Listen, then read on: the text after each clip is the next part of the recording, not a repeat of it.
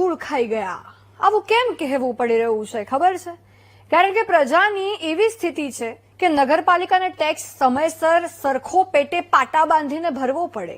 એ ટેક્સથી સુવિધાની થોડી ઘણી આશા હોય, પણ એ પૈસા પાણીમાં જાય અથવા તો ધૂળ ખાઈ જાય. એ પૈસાથી એમને સુવિધા મળે પણ તેની જાળવણી ન થતા પેટે પાટા બાંધીને ટેક્સ પણ ભરવો પડે અને એ સુવિધાથી જે થોડો ઘણો તેમનો ખર્ચો બચતો હતો એ ખર્ચો પણ વધી જાય. બે બાજુથી પ્રજા પરેશાન અને પૈસે ટકે ખાલી થઈ જાય. પણ એસી ચેમ્બરમાં બેઠેલા સાહેબો સુધી તે વાત પહોંચાડે ને તો પણ તેમના પેટનું પાણી પણ ન હલે. હલે પણ ક્યાંથી? તે તો મલાઈ ખાઈને આરામ ફરમાવી રહ્યા હોય ને. જે ભોગવે તે સમજે એવું લોકો કહે છે. હવે પૈસાની અછત આ કટકી કરતા સાહેબોને તો ન સમજાય ને, પછી પ્રજા હેરાન જ થાય. આવો જ હાલ પાટણમાં લોકોનો થયો છે. કેવી રીતે? આવો બતાવીએ.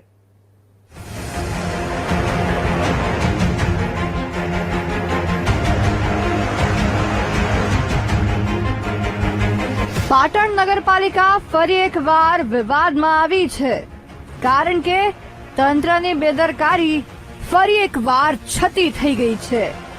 ફરી એકવાર પ્રજાના પૈસા ધૂળ ખાતા વીટીવી ન્યૂઝના કેમેરામાં કેદ થયા છે. ફરી એકવાર સ્થાનિકો હેરાન થાય છે ને એમને મળનાર સુવિધા ધૂળ ખાય છે. વાત જાણે એમ છે કે મુખ્યમંત્રી સ્વર્ણિમ જયંતિ શહેરી વિકાસ યોજનાની સિટી બસ પાલિકા કમ્પાઉન્ડમાં ધૂળ ખાતી હાલતમાં જોવા મળી છે. જવાબદાર સત્તાધીશોએ શહેરીજનોના હિત માટે જે સાધનોની ખરીદી કરી તેમાં મોટા ભાગના સાધનો તો બંધ હાલતમાં છે. ભાજપની બોડીએ સ્વર્ણિમ જયંતિ શહેરી વિકાસ યોજનામાંથી મળેલી ગ્રાન્ટમાંથી લગભગ 24 લાખના ખર્ચે 2 સિટી બસ ખરીદી હતી, જે ગ્રાન્ટ પાણીમાં ગઈ હોય તેવું લાગી રહ્યું છે. આ દ્રશ્યો સર્જાવાનું કારણ છે પાલિકાની ઘોર બેદરકારી અને સાહેબોની અણઆવડત.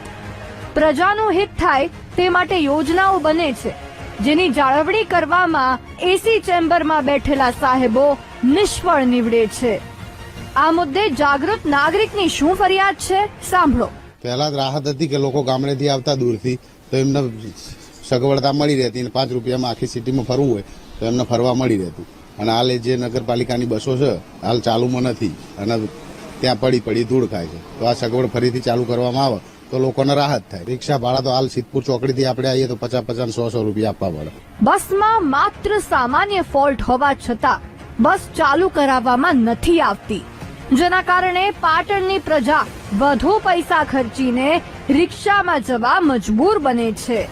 પાટણ નગરપાલિકાના અંદરો અંદર ડખાના કારણે આજે આ સિટી બસ ભંગાર હાલતમાં છે. આ વચ્ચે વિપક્ષ અને સત્તા પક્ષ બંને પાસેથી અમે પ્રતિક્રિયા જાણી છે. મોંઘવારીના બોજ નીચે જે પ્રજા દબાયેલી છે એમને રાહત મળતી હતી, જેના કારણે આ સિટી બસ બંધ થઈ જવાના કારણે અત્યારે પ્રજાને પાટણ સિટીની અંદર કોઈ પ્રવાસ કરવો હોય, કોઈ જગ્યાએ જવું હોય તો 50-40 રૂપિયા રિક્ષાવાળા લે છે. ખરેખર એમને આર્થિક બોજ પડે છે આ મોંઘવારીના સમયમાં. તો પાટણ નગરપાલિકાનું આ અંધેર તંત્ર સત્વરે જાગે અને પાટણની પ્રજાની સેવામાં આ બંને જે સિટી બસો છે એ કાર્યરત કરે એવી પાટણ શહેર કોંગ્રેસ પ્રમુખ તરીકે અમારી માગણી છે. જે સિટી બસો ચાલતી હતી એ લગભગ 5 થી 10 રૂપિયાના રાહત દરે સિટી બસો ચાલતી હતી, પણ એની સમય મર્યાદા પૂર્ણ થઈ હોવાના કારણે આજે બંધ હાલતમાં છે. પણ એની જગ્યાએ હવે નગરપાલિકા એ વ્હીકલ લાવવાની વિચારણામાં છે. એની દરખાસ્ત અમે સરકારમાં કરીશું. એનો સમય મર્યાદા પૂર્ણ થઈ ગઈ છે એટલે હવે રિપેરિંગ થાય એમ છે ને એનો વર્કશોપ પણ આપણી પાસે નગરપાલિકામાં અવેલેબલ નથી. પહેલા પ્રજાના પૈસે એમને સુવિધાઓ આપવાના તાયફાઓ કરે અને પછી એ જ પ્રજાના ખર્ચ વધારવાનું કામ કરે. સૌથી મોટો સવાલ એ છે કે સરકાર જ્યારે યોજના બહાર પાડે છે ત્યારે જાળવણી માટેનો પ્લાન પણ રેડી થતો જ હશે ને. તો એ જાળવણી રાખવાના પૈસા કોના ખિસ્સામાં જાય છે? એ પૈસાનું શું કરે છે આ સાહેબો? કટકી? લાગે તો એવું જ રહ્યું છે. તો જ આ સિટી બસ ધૂળ ખાતી હોય ને આમ.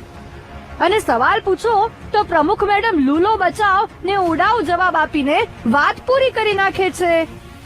સ્થાનિકોની એક જ માંગ છે કે આ બસ ફરી ચાલુ કરવામાં આવે, જેનાથી મોંઘા દાટ રિક્ષાના ભાડા તો તેમને ન ચૂકવવા પડે જોઈએ હવે આ ધૂળ ખાતી બસનું ભાવિ તંત્ર શું નક્કી કરે છે. ભરત પ્રજાપતિ, VTV ન્યૂઝ, પાટણ.